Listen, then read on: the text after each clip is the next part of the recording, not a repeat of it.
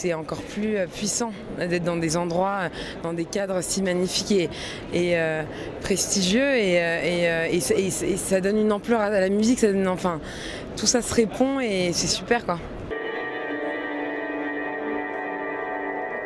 J'appréhendais un petit peu pour être honnête parce que jouer dans les ordres de la République avec la réverb, avec toutes les choses qui doivent être classées, j'imagine. Le son était parfait.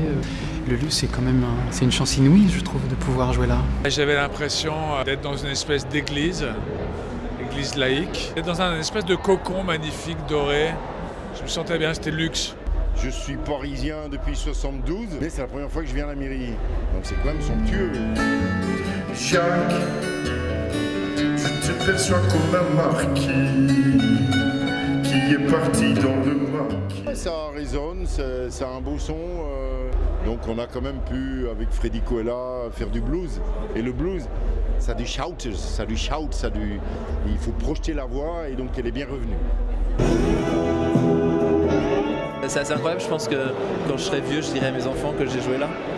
Je suis ravi, ne serait-ce que de jouer à l'extérieur dans Paris. C'est très rare et donc du coup c'est précieux.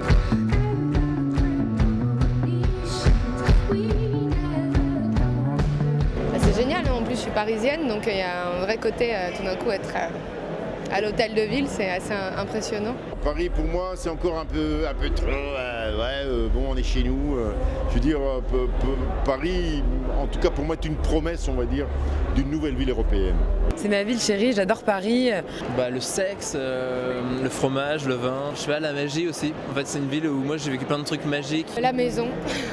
J'ai découvert Paris parce que j'ai été amoureux d'une fille qui vivait à Paris.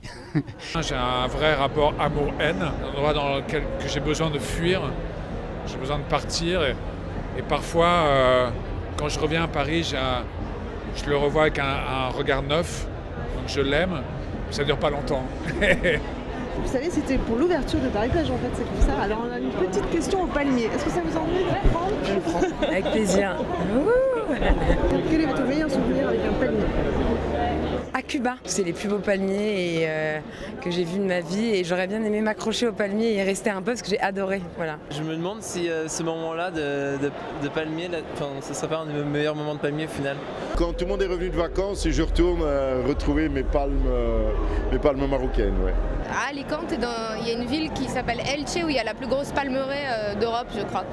Donc mes souvenirs c'est des souvenirs de petites filles en train de courir dans la palmeraie d'Elche. Mon meilleur souvenir de palmier, c'est les palmiers en bord de Seine, évidemment.